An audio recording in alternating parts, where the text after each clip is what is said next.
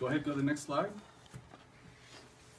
So I'm Tom Mayton, and I'm from Lancaster High School. I teach world history and U.S. history. And so I decided that I had the perfect opportunity this year because before I wasn't in a core class, I was teaching an elective, and so this was a great opportunity for me to work with world history students in the Common Core, which is coming online. So the purpose of my study was to ascertain if the use of project-based learning is beneficial in preparing students to take the Common Core Smarter Balanced Performance Tests. And that was kind of the goal that I had in mind. So go ahead, next one. So my primary question that we looked at was, will world history students' literacy and critical thinking skills increase by implementing project-based learning strategies in the classroom as evidenced by Common Core Performance Tasks, focusing on the 5 areas of statement of purpose, focus and organization, evidence elaboration, and grammatical conventions. So that was literally the mission. Yeah. So Fancy. now particular to what I'm going to be talking about is a couple of terms. Baseline, which is a minimum or starting point used for comparisons. Literacy, which is the condition or quality of being literate, of course. Ability to read and write, and that's what we really want to foster in kids, and think. And norming, and that might be something new to some people. And that's where you take a group of readers and train them, like in advanced placement testing, where they have to grade all those tests from all over the country. They have to look at every grader has to be able to grade exactly the same, or else it won't be valid. So that's what norming is, getting everybody in the reading table understanding exactly what they're looking for and what grade to give, so that if I give somebody a 5, you would give somebody a 5, and you would give them a 4, then we might say, well, that's one off, but if you gave them a 2, then we'd have to look at that and see why you thought it was a 2 and we thought it was a 4. So that's norming to make sure that everything balances out. Next. So literature supporting the topic. According to the Buck Institute, every PBL should have these things. And I think that when I was thinking about my project, I tried to incorporate all of these in there. A need to know, the project that I'll be talking about is about world history. A driving question, which are the California state standards. Student voice and choice, I broke them up into groups, as you'll see. 21st century skills, they did a lot of technology and internet skills. Inquiry and innovation, they had to do research and they had to write a paper. And feedback and revision, we had periodic benchmarks that they had to meet and work with and revise and go through me and say this is not working or whatever. And then publicly presented product. So I'm still putting the end products together to hopefully put, if I get enough of them together, put it on YouTube, if it's good enough quality to be representative. But either way, it was a good learning experience. But that was the end carrot, if you would say so. Next. And I love this one. I just wanted to point this one out. And I mentioned this last time we met. This is Carol Ann Tomlinson wrote a book called One to Grow On, Teaching Like a 4-Star Chef. And one of the important things is Common Core standards. The way she mentions it, you can think of a teacher or the whole process as being like you're working in the kitchen making dinner. And she says that the ingredients are, the Common Core standards are the ingredients for the curriculum. They're not the dinner itself. So this is not dinner. This is the materials that you use to make dinner, which is the current curriculum. It takes a chef to put all those ingredients together. A great PBL is the recipe. The healthy ingredients are the standards. A supreme chef is the teacher. And what it results from that is a culinary delight, which is authentic student learning. Okay, next please. So now I'd like to tell you a little bit about what we actually did. We started off in November by offering all of the students at Lancaster High School the Common Core Performance Task called the Nuclear Performance, which was a test. If you look at the handout that I gave you, the top one, I gave this. Every one of these is different, and I'd like to have these back when we're finished with them, because these are the originals, so that you can just take a look at what the actual questions were and how each one of these different random kids did on that exam. And we'll look at that in a moment. That was given in November, the end of November of 2013. And then the other sheet is the Smarter Balanced Performance Task. And I wrote this front part here because I was the one who normed the other teachers. We had 10 teachers. After all 600 students took the performance-based task in the computer lab under 4 teachers, 4 of us. that teach world history. I instructed 10 teachers who were getting paid to come in after school for the week on how to norm it, and we sat around and we all agreed, and, we all rated about 5 papers to say that, and when we all could agree that this is what it was going to be worth, something of that quality, then we knew that we were normed and we could start grading. Okay, and the World War II, A World in Flames project, if you would click on that, please. The task for that project was for the students to be able to work in groups and work together in order to find out about World War II. They were going to make a video of what happened in World War II according to the California standards. There are 6 standards that the state of California puts out that the students are supposed to know. And they're very broad topics, like the Holocaust, and how do you're supposed to teach them something about that, and the appeasement, and the main characters of the war, and so forth. So that was the project. The kids were going to put together a 45-minute video for the entire class. Each group was going to put together a 7-minute video.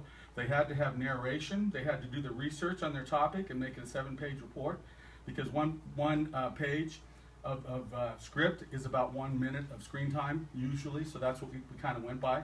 They had to have about 80 pictures or film clips to put in there, and they had to write, and they had to narrate it and put it all together. That was the technology aspect of it.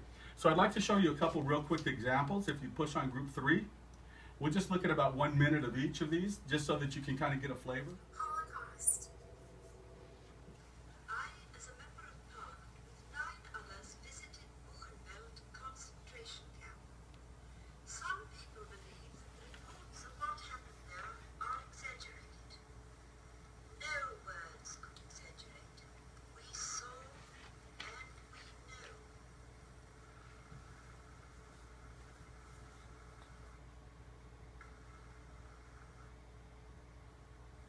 The event where 6 million lives were eradicated in a glimpse of the people's eyes.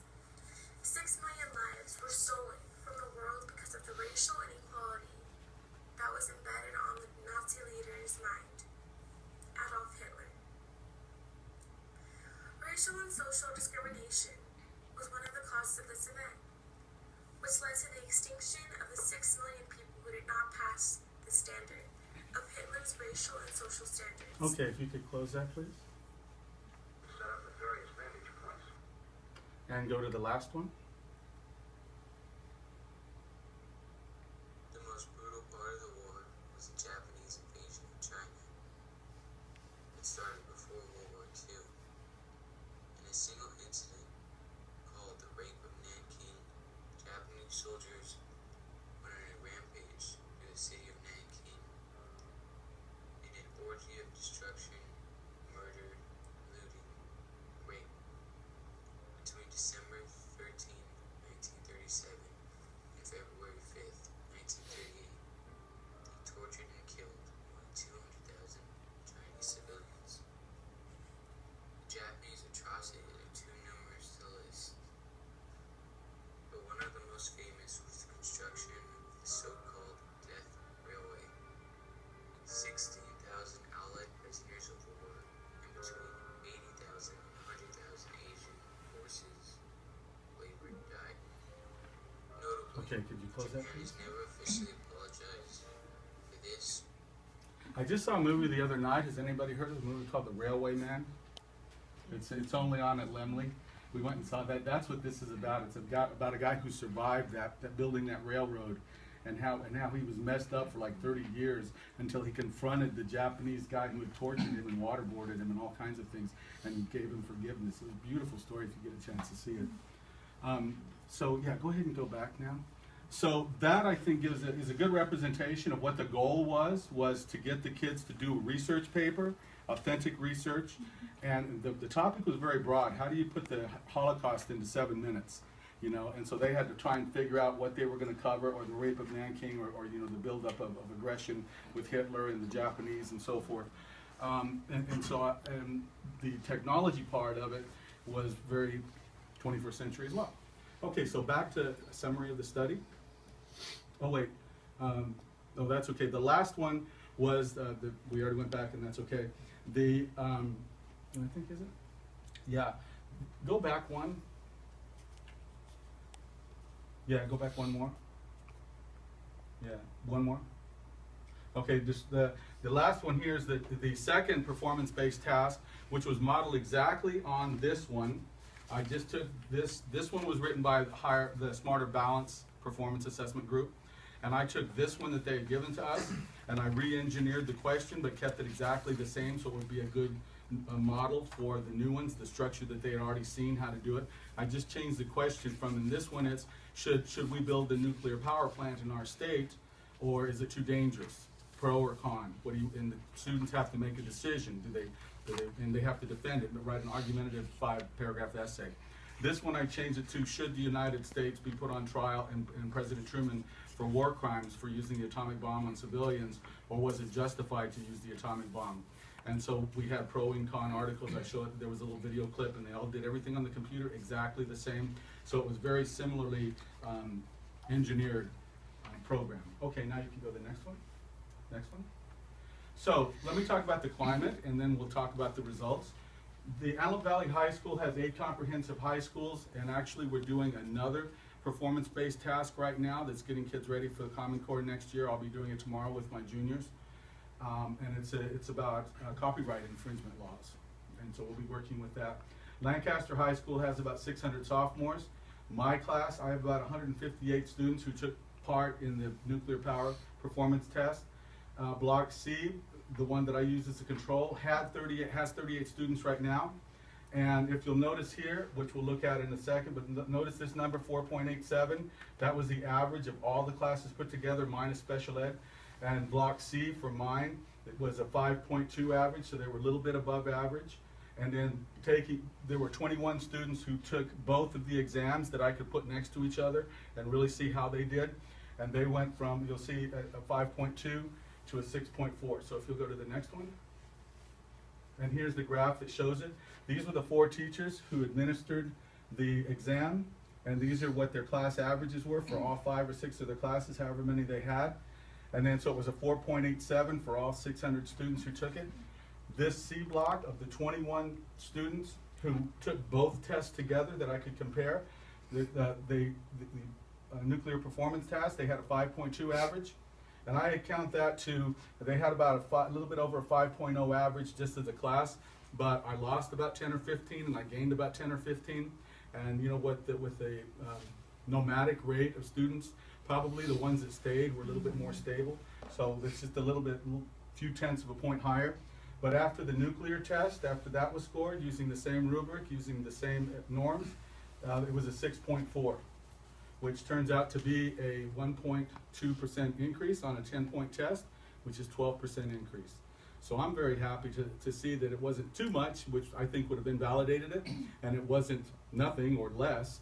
So I think that that's a fair amount to climb from one test to another, with the project-based learning in between, where they had to study, where they had to work on a project that involved reading and writing and research. Next, please. So what do we do next? Project-based learning started in the 1990s. I used to travel all over the country talking to teachers in conferences about project-based learning.